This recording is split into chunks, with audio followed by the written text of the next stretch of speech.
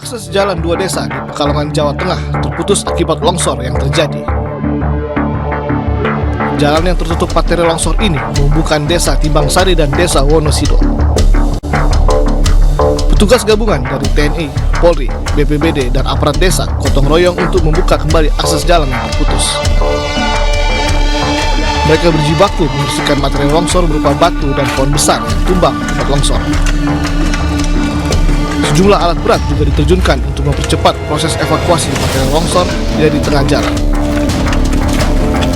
Akibat longsor yang terjadi, ratusan warga di dua desa terisolir dan membutuhkan bantuan logistik. Mereka kesulitan mengakses makanan dan kebutuhan sehari-hari karena jalan tertutup longsor.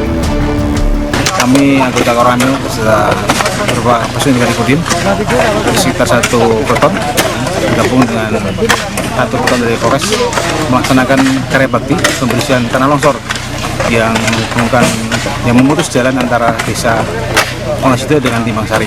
Saat ini masih berlangsung. Mudah-mudahan sampai siang nanti bisa kelar. Sebelumnya, longsor terjadi akibat curah hujan tinggi mengguyur wilayah ini. Sebanyak 73 kepala keluarga dari dua desa tidak bisa beraktivitas karena jalan penghubung satu-satunya tertutup material longsor. Dari Pekalongan, Jawa Tengah, Suryono Soekarno, Ainus melaporkan.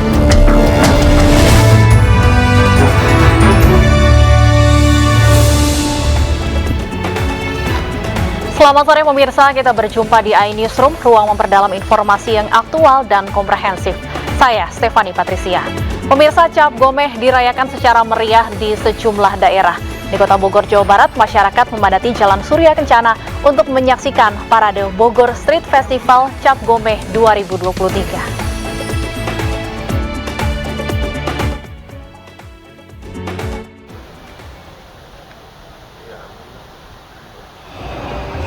Bogor Street Festival Cap Gomeh 2023 akhirnya kembali digelar setelah sempat vakum selama 2 tahun akibat pandemi COVID-19. Masyarakat pun tumpah ruah di Jalan Surya Kencana, antusias untuk menyaksikan parade budaya dan berbagai atraksi. Salah satu yang paling ditunggu adalah arak-arakan joli-joli, yaitu tandu berisikan dewa-dewa yang akan diarak bersama kesenian khas Tionghoa lainnya, seperti barongsai dan liong. Parade budaya ini akan dimulai dari depan Vihara Danagun di Jalan Surya Kencana hingga Jalan Siliwangi sejauh 2 km.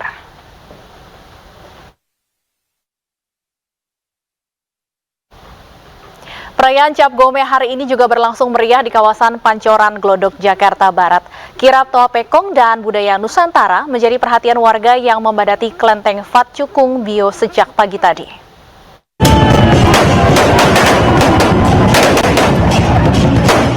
Klenteng Fat Cukung Bio menjadi tuan rumah perayaan Cap Gomeh di ibu kota Jakarta tahun ini dengan menggelar kirap Toa Pekong dan budaya Nusantara di kawasan Pancoran Glodok, Jakarta Barat.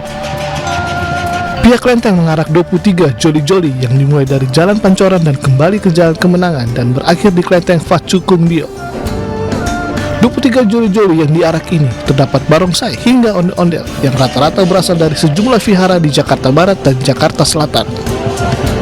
Kirap ini disambut meriah oleh masyarakat yang berjejer di sisi jalan sembari mengabadikan momen dari penampilan kirap Toa Pekong dan budaya Nusantara di perayaan Cap Gomeh tahun ini.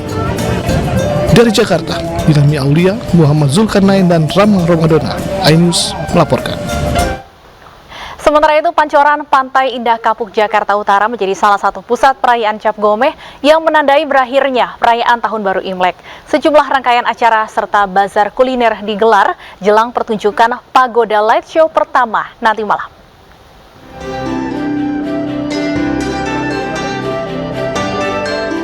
Kawasan Pancoran Pantai Indah Kapuk, Jakarta Utara mulai ramai didatangi pengunjung yang akan menghabiskan waktu menyaksikan perayaan Cap Gomeh.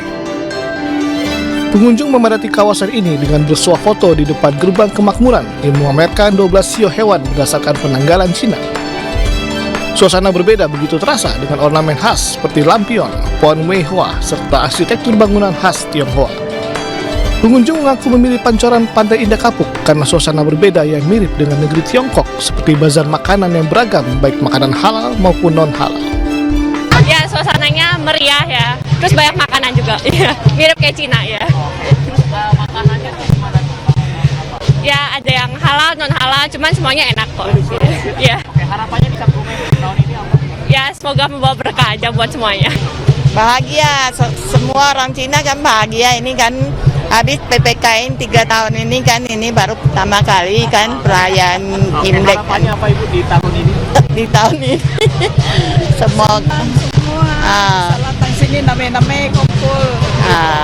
orang bisa kumpul ke sini, orang-orang Chinese kan merayakan hari Imlek ini Cap Gomeh ya. Pada puncak perayaan Cap Gomeh minggu malam juga akan menampilkan barongsai LED serta pagoda light show pertama di Indonesia. Pagoda setinggi 5 lantai dilengkapi dengan ornamen patung Dewi Guan Yin ini akan menjadi titik pusat gelaran spektakuler tersebut. Dari Jakarta, Camar Haenda, Sutrisno, dan Iriansyah Wahyudi, iNews melaporkan. Dan pemirsa, untuk mengetahui suasana perayaan Cap Gomeh di Pancoran Pantai Indah Kapuk, kami telah terhubung dengan Camar Haenda. Camar, ada acara apa saja rencananya untuk perayaan Cap Gomeh di Pancoran Pantai Indah Kapuk? Ya baik, selamat sore Stefani dan juga pemirsa. Apabila Stefani bertanya ada acara apa pada malam hari nanti, dan ini bukan hanya malam hari tapi dimulai dari siang hari tadi pada pukul 1 ini sudah ada sejumlah rangkaian acara yang dilakukan, dimulai dari pameran dari sejumlah cosplay tokoh-tokoh Chinese, kemudian juga tepat di belakang saya ini masyarakat dan juga pengunjung sedang menanti untuk tampilan dari barongsai. Nah, berbeda dengan tampilan barongsai pada malam hari nanti, tadi kami memantau sekitar pukul 4 ada penampilan dari barongsai tonggak. Kemudian nanti pada malam hari akan ada penampilan barongsai lagi, dan yang berbeda Stefani dan juga pemirsa adalah penampilan dari barongsai yang disertai dengan lampu LED.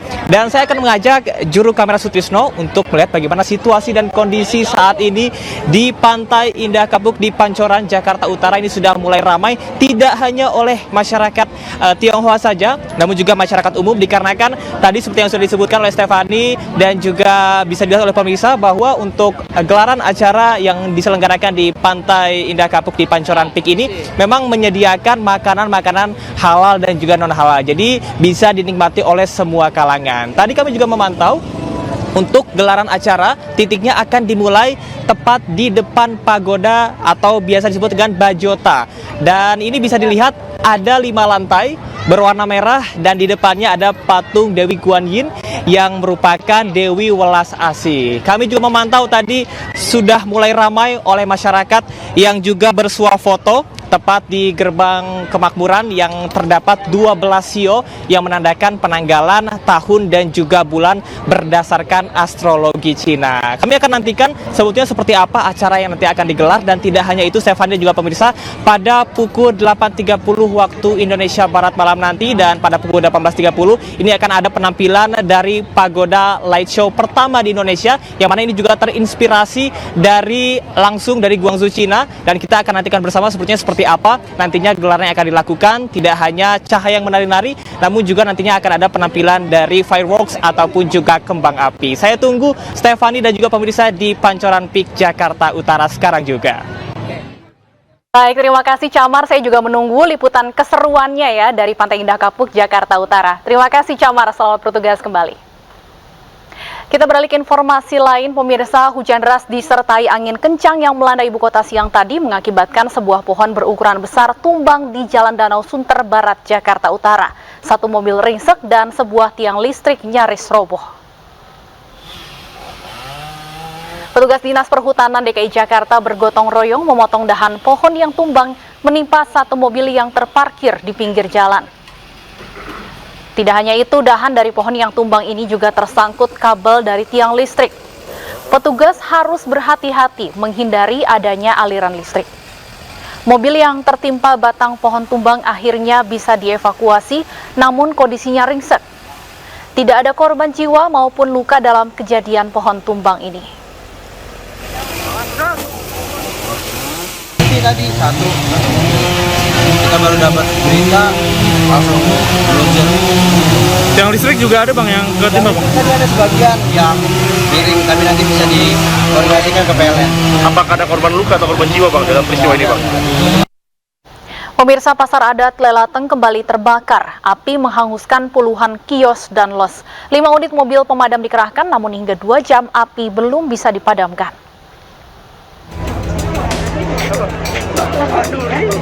Puluhan kios di pasar adat Lelateng, Jembrana, Bali terbakar pada Sabtu malam. Api pertama kali muncul dari blok sembako dan peralatan rumah tangga.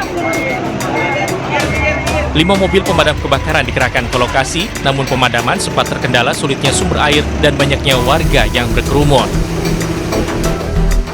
Diduga kebakaran terjadi akibat korsleting listrik. Kendala yang sedang dihadapi lapangan jalannya kecil, kemudian massa juga sangat banyak, agak sulit dikendalikan, sehingga kami mengalami kesulitan, namun tidak menjadi kendala. Semua bisa berjalan dengan baik. Pasca terbakar, titik api kembali muncul di pasar Lelateng. 2 unit mobil pemadam kebakaran kembali diturunkan untuk memadamkan api. Kepulan asap terlihat di beberapa kios pedagang hingga membuat para pedagang menyelamatkan barang dagangannya. Sementara sejumlah pedagang tetap berjualan di kios miliknya dengan menggunakan lampu seadanya karena instalasi listrik masih padam akibat kebakaran. Peristiwa ini mengakibatkan 20 kios yang berada di Blok A dan Blok B Pasar Lelateng ludes terbakar.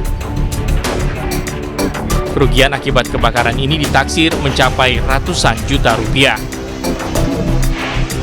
Dari Jembrana, Bali, Nyoman Sudika, iNews melaporkan. Pemirsa, Bribka Madi, anggota Polsek Jatinegara viral usai mengaku diperas oleh penyidik Polda Metro Jaya atas laporannya terkait kasus sengketa tanah. Namun dalam perkembangannya, Madi justru dilaporkan atas dugaan melanggar kode etik Polri dan kekerasan dalam rumah tangga.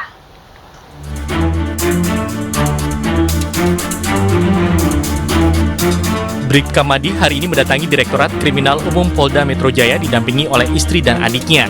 Ia datang untuk memenuhi panggilan Polda Metro Jaya guna mencari kejelasan atas dugaan pemerasan oleh oknum kepolisian. Madi dikonfrontasikan dengan penyidik yang diduga memerasnya. Dalam kesempatan itu, Madi menjelaskan bahwa ia hanya berkeinginan apa yang menjadi haknya nanti akan dikembalikan kepada orang tuanya. Ia pun memastikan bahwa tuntutan soal tanah yang ia permasalahkan bukanlah tanah yang sudah ia jual dan lalu digugat. Semua dari A sampai Z sudah kita ketemui. Kalau memang ada penjualan, kita akui penjualan. Dan kalau tidak ada penjualan, buat apa si Madi? Buat apa? Memang mohon maaf, ya kita memang keadaannya begini. Kalau sisi pendampingan kita nggak ada. Ini cuma adik salah satu dulu korban yang dibawa ke Polsek Gede. Abang yang paling tua itu karena trauma dulu pernah di sel, cuma gara-gara ini sama seminggunya Babe tadi nggak mau ikut.